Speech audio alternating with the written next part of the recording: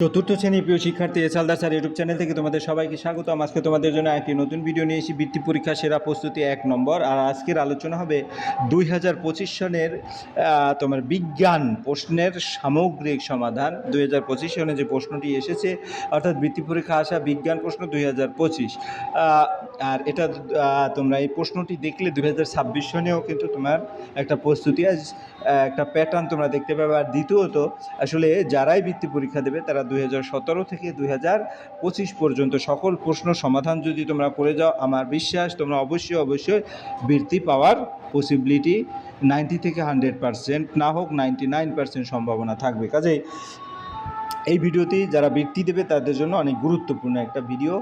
আর আমি বলছি যে সেরাদের গল্প শোনাবো, আমি বেশি ডিটেলস বলবো না। পরীক্ষায় পূর্ণমান থাকে 400 নম্বর, এর মধ্যে 395 নম্বর পেয়ে 2025 সনে প্রথম স্থান অধিকার করছে বীরভূম জেলার সরোজিনী শিশু শিক্ষা মন্দিরের ছাত্র তিরঞ্জন চট্টোপাধ্যায়। এরপরে হচ্ছে 392 নম্বর পেয়ে দ্বিতীয় হয়েছে পশ্চিম মেদিনীপুর জেলার সরস্বতী শিশু বিদ্যা মন্দিরের ছাত্রী স্মৃতিজা দে।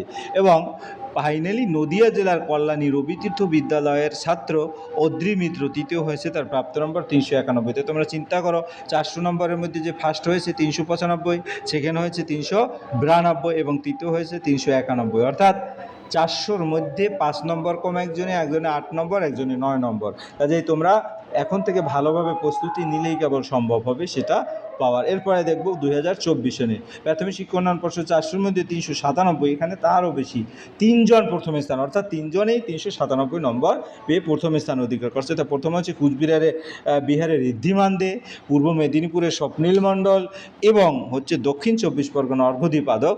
বাংলা, হিন্দি এবং উর্দু মাধ্যমিক গণিত, সামাজিক বিজ্ঞান এবং ইংরেজি বিষয়ে এই পরীক্ষা হয়েছে। যাই হোক, এরপরে আমরা সরাসরি চলে যাব এখন এই 2025 সনের যে কথা সেটা, অর্থাৎ 2025 সনের যে প্রশ্ন সেই প্রশ্ন বিশ্লেষণে। তোমরা দেখতে পাচ্ছ প্রাথমিক শিক্ষা উন্নয়ন পর্ষদ পশ্চিমবঙ্গ পরিচালিত, এটা 2025 সনের একটা ফুললি প্রশ্ন। এখানে প্রশ্নের পাশাপাশি তোমার নম্বর দেওয়া আছে, কোন সাবজেক্টে কত নম্বর, মানে কোন প্রশ্নে কত নম্বর সেটা সম্পূর্ণ। যাই হোক, আমরা সরাসরি প্রশ্নটি এক নজর ওয়ার্ড ফন্টে দেখে আসি। এখানে টোটাল এখানে আছে শূন্যস্থান পূরণ কর। ধানের খোসাকে ড্যাশ বলে। জন্মের পর শিশুদের সাধারণত দাঁত উঠতে শুরু করে, এরকম করে প্রশ্ন আছে। তা আমরা এখন সরাসরি শূন্যস্থান ধানের খোসাকে ড্যাশ বলে, আমরা উত্তরটা দেখি ধানের খোসাকে তুষ বলে। মূলত আমি একটু ব্যাখ্যা দিয়েছি, ধান থেকে চাল আলাদা করার সময় যে বাইরের শক্ত খোসা বের হয় তাকে তুষ বলে। এটি সাধারণত গবাদি পশুর খাদ্য বা জ্বালানি হিসেবে ব্যবহার করা হয়। এরপরের প্রশ্ন, জন্মের পর শিশুদের সাধারণত দাঁত উঠতে শুরু করে ড্যাশ মাস পর, 6 মাস পর। তাই এটার ব্যাখ্যাটা তোমরা ভালো করে দেখে নেবে। এরপরে আমরা চলে যাব, যে সব প্রাণী হারিয়ে গেছে তারা হলো বিলুপ্ত প্রাণী। এরপরের প্রশ্ন, ব্যাখ্যাটার প্রতিটার ব্যাখ্যায় ভালো করে দেখে নেবে। ড্যাশ পাতার রস আমাশাকে সারাতে পারে, পেয়ারা পাতার রস আমাশাকে সারাতে পারে। এরপরের প্রশ্ন, পাহাড়ের চূড়ায় ড্যাশ কম থাকে, অক্সিজেন বা বায়ুচাপ কম থাকে। এরপরের প্রশ্ন হচ্ছে খড়, শুকনো পাতা, কেরোসিন, পেট্রোল এগুলি ড্যাশ বস্তু, দাহ্য বস্তু সহজে আগুন ধরে। যাই হোক, এরপরে আমরা চলে যাব 6 নম্বর, সজারুর গায়ের কাটা হলো নিজেকে রক্ষা করার জন্য, আত্মরক্ষার জন্য। পরের প্রশ্ন, নিঃশ্বাসের সঙ্গে বের হয় oxygen, nitrogen, carbon dioxide gas. এরকম করে টোটাল এখানে প্রশ্ন আছে 6 নম্বর পর্যন্ত। নিঃশ্বাসের সঙ্গে বের হয় অক্সিজেন, নাইট্রোজেন, কার্বন, উত্তর হচ্ছে কার্বন ডাইঅক্সাইড গ্যাস। তারপরের প্রশ্ন, মেরুদণ্ড প্রাণীদের যে জিনিস থাকে তা হলো শিরদাঁড়া। তারপরের প্রশ্ন, নাদোষ হলো একটি ড্যাশ, আর নাদোষ হলো একটি মাছ, অর্থাৎ নাদোষ একটা মাছ। আমরা নোনা জলের পাশে জন্মানো গাছ হলো সুন্দরী গাছ, নোনা জলের পাশে। এবার গ্যাস নালী শেষে থাকা থলি, থলিকে বলে পাকস্থলী, যকৃৎ, ফুসফুস, পাকস্থলী। সবচেয়ে তাড়াতাড়ি ছড়িয়ে পড়ে তরল, কঠিন, গ্যাসীয় পদার্থ। এখানে গ্যাসীয় পদার্থ তাড়াতাড়ি ছড়িয়ে পড়ে। তারপর সব কাজ একই পরিমাণে শক্তির প্রয়োজন হয়। আমরা যদি দেখি ভুল সংশোধন, সব কাজে একই পরিমাণে শক্তির প্রয়োজন হয়, ভিন্ন ভিন্ন কাজে ভিন্ন পরিমাণ শক্তির প্রয়োজন হয়, এটা হবে উত্তর। এরপরের প্রশ্ন খ নম্বর, মানুষ খাদ্য নিজে তৈরি করে। মানুষ নিজের খাদ্য নিজে তৈরি করতে পারে না, গাছপালা, সূর্যের আলো ব্যবহার করে নিজের খাদ্য তৈরি করতে পারে।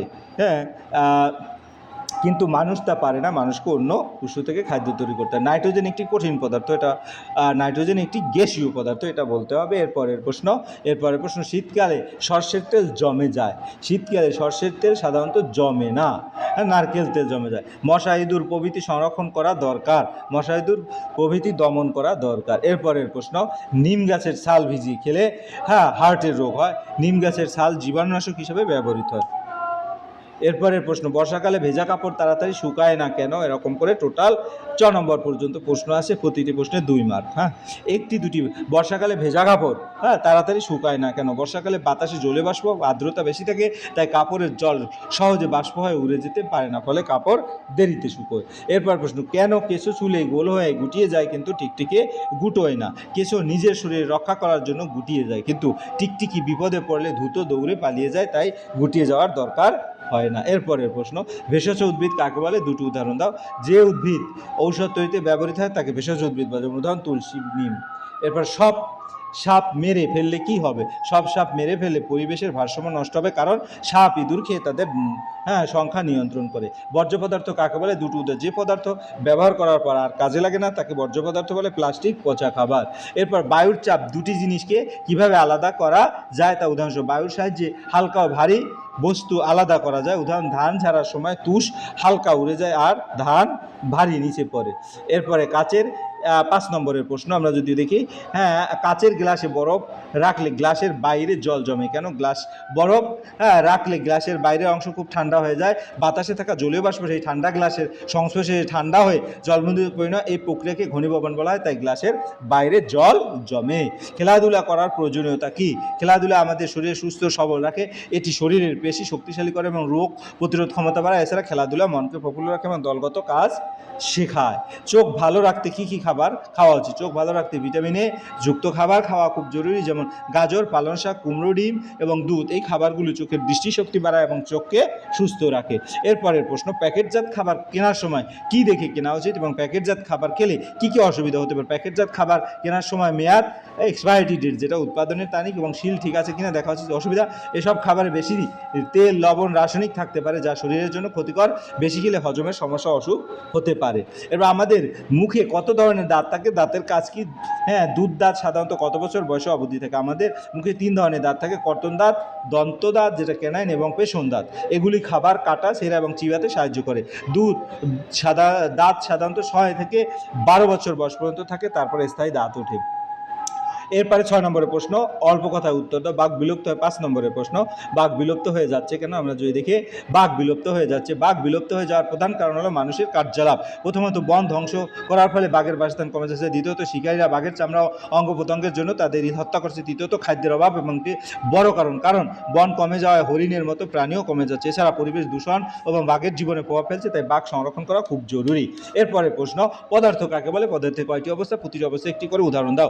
যেসব কিছুর ভর আছে, স্থান দখল করে, তাকে পদার্থ বলে। পদার্থের 3টি অবস্থা আছে, কঠিন, তরল এবং গ্যাস। কঠিন পদার্থের আকার ও আয়তন নির্দিষ্ট থাকে, যেমন পাথর। তরল পদার্থের আয়তন নির্দিষ্ট কিন্তু আকার নির্দিষ্ট নয়, যেমন জল। গ্যাসীয় পদার্থের না আকার থাকে না নির্দিষ্ট আয়তন থাকে, যেমন বায়ু। এই 3টি অবস্থার বৈশিষ্ট্য আলাদা আলাদা। এরপরের প্রশ্ন হচ্ছে, বৃষ্টির চক্র বা জলচক্র কাকে বলে? চিত্রকে বুঝিয়ে দাও। জলচক্র হলো সেই প্রক্রিয়া যার মাধ্যমে পৃথিবীর জল বারবার ঘুরে ফিরে আসে। সূর্যের তাপে নদী, পুকুর, সমুদ্রের জল বাষ্প হয়ে আকাশে উঠে যায়, বাষ্পীভবন। তারপর সেই বাষ্প ঠান্ডা হয়ে মেঘে পরিণত হয়, ঘনীভবন। মেঘ ভারী হলে বৃষ্টি হয়ে জল আবার মাটিতে নেমে আসে, বৃষ্টিপাত। এই পুরো প্রক্রিয়া জলচক্র বলে। আর জলচক্রের যে চিত্র সেটা হচ্ছে সমুদ্র থেকে বাষ্প, বাষ্প থেকে মেঘ, মেঘ থেকে বৃষ্টি, বৃষ্টি থেকে নদী, পুকুর এবং আবার সমুদ্র।